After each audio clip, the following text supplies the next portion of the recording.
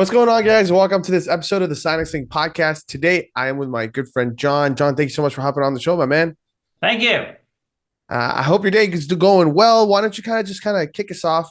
And tell us a little bit about yourself, a quick kind of rundown about who you are, and then we kind of get started with the questions, okay? Sure. My name is John Crighton, and I'm the Chief Technical Officer for a company called Capital City Add-ons. So I'm doing some work for them. We do Jira integrations, Jira uh, like migrations, and we have add-ons for Jira and Confluence. So that's what I've been doing recently. So, what industry does that fall under? It's in the software development industry. Everything we do is supporting, software development. My entire career has been in software development, and so that's what I really enjoy. Got it. Got it. So, from your perspective, when it comes to developing software, I know we had couple questions, but sent out to you. But I actually wanted to ask this since you said software development. In the past 20 years, a lot has evolved, right? So, how have you seen, both from a perspective of new technologies like AI help you develop software faster, but also at the same time, maybe certain vulnerabilities that you had to that you didn't have to worry about before that you worry about now because of just how quickly and how easily things are hackable these days. Would love for you to just give your 2 cents on that, and then we can kind of dive into the other questions. Yeah, sure. I think that I think that a lot of what we've seen with AI recently has just been people not really understanding that their information is going to the public web, and putting proprietary information into the AI, the public AI. And so a lot of the work that we've been doing recently is helping companies to better educate their developers, and to transition to tools that don't use the public web, but rather use private AI tools in order to keep that proprietary information off of the public internet. So, from what have you seen being the biggest challenges, I guess software developers, or just in software development, or in software as an industry as a whole, is going on in today's world when it comes to just securing everything and making sure to kind of keep hackers out of it? I think that it's something where you have to be constantly training your developers on the importance of security. And we develop everything from a security first mindset. And so we're very focused on security of everything that we build. We use a lot of AI related code reviews, and automated code reviews that are checking for security vulnerabilities. The biggest thing in software development really with security is maintaining your software versions, keeping all of your tooling on the latest version that has all the security fixes. And so a lot of problems we see where companies are not keeping their versions up to date, and then they expose themselves to vulnerabilities. And we've had a lot of help from AI tools like Amazon Q in terms of being able to automate the upgrades to the latest software version, and maintaining a much higher level of security just because of those changes. And from your perspective, when it comes to newcomers coming into software, what let's say are you a developer yourself or no? But yeah, my background is definitely as a developer, and I've worked as an individual contributor on development teams. And so yeah, I worked in QA and I've worked in development. Cool. Okay, I see. So from from a new, somebody's trying to get into this industry new, what piece of advice would you kind of give them on topics they need to kind of get very acquainted in, just so they're aware and they have the right toolbox when coming into the space? I think that all developers need to be embracing AI, because the AI tools are providing a huge amount of leverage for individual developers. And it's up to us as developers to embrace that and to let those tools make us as efficient as possible. I don't see a place where developers are completely replaced by AI tools anytime soon.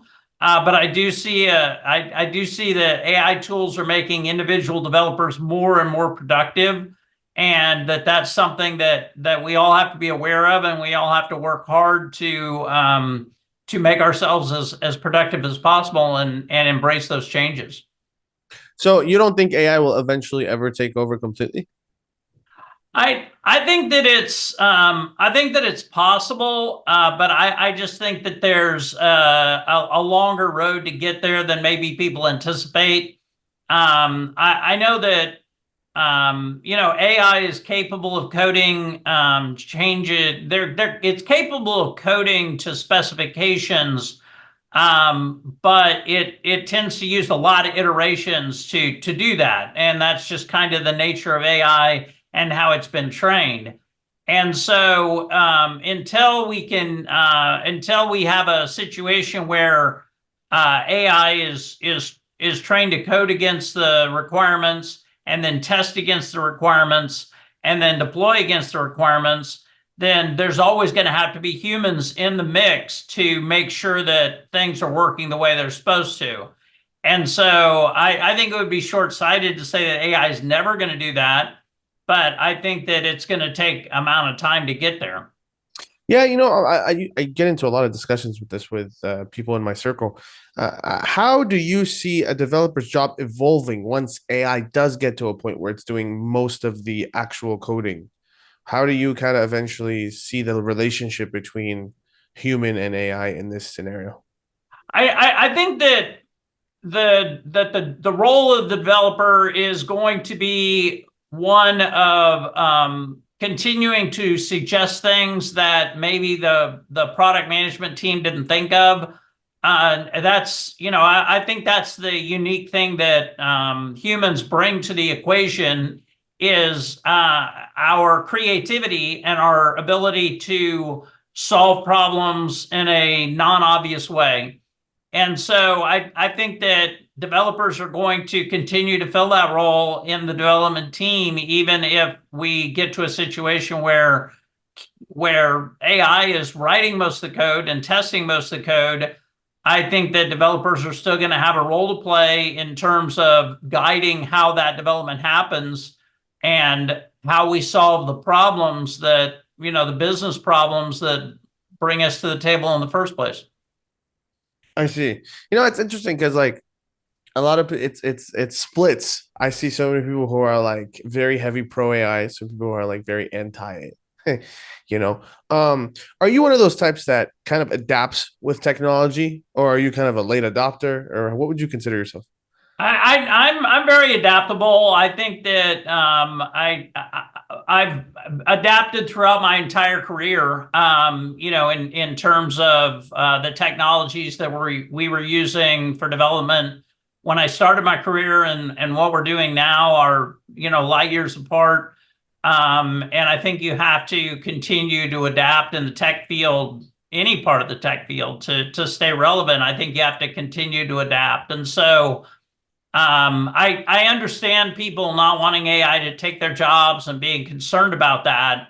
But AI is a reality. It's here. It's going to continue to evolve and grow. And the people who understand that and adapt to that are the ones that are going to end up being successful. Totally. So, from your perspective, when it comes to just overall fostering a culture of cybersecurity within your employees, what steps do you recommend executives like yours, like yourself, to take? Do you have any specific like strategies that you utilize to make sure your employees are up to date with everything security related, or kind of how do you do it? We're very much security first, and I think that is the mentality that you have to maintain in order to keep everybody on the same playing field. It's very easy to let business requirements trump security and to say, oh, we'll come back and fix those problems later. And that never happens. And so you have to be very security focused, security centric. and to understand that you can never be perfectly secure. And so anything that you do where you knowingly brush security aside is going to end up being a huge hole in whatever your solution is. And so, I think that you have to be security first in order to be secure at all. But how do you make sure your employees stay on that same kind of mindset? Like what type Well, of it's programs? a matter of keeping the training and maintaining the security mindset within the organization. When we talk about being security first, and our developers understand that. They have trainings that they have to do periodically. We make sure that everybody is up to date on what the latest security fixes are for our tech stack, and so it's just maintaining a strong mentality and a culture of excellent security that I think is the keystone in keeping that important for the entire team. I see. So final question. So for people that are kind of going back to people that are coming into this industry as kind of newcomers, what type of areas, how do you stay up to date with what's going on? How do you stay up to date with like making sure you keep your skills sharp? Like what type of tactics do you utilize to always stay ahead of the game? So I'm a lifelong learner, and I think that you have to be in the tech industry. And so much of the information that's available today is available on YouTube, available through LinkedIn, available through webinars. And so you kind of have to be constantly on the lookout for the latest information. There's a lot of vendors like Amazon that publish a lot of articles about how to secure things, what the latest technology is, how things are evolving, and so I follow. There's a lot of YouTubers that I follow that do a lot of security, AI related, code related, PHP. And so I'm just constantly looking for more information. You never know where the really good information is going to come from, and so you kind of just have to be on the lookout and stay up to date as best you can all the time. I love it. I love it. John, where can people find you if they want to find you online? Best place is LinkedIn. I'm John Crighton on LinkedIn, and so that's the best place to find me. All right. Awesome. Well, hey, for everybody listening, if you guys enjoyed, please remember leave a like, comment, and subscribe for more content like this. And John, thank you so much for hopping on this episode, my man. Thanks, Adam.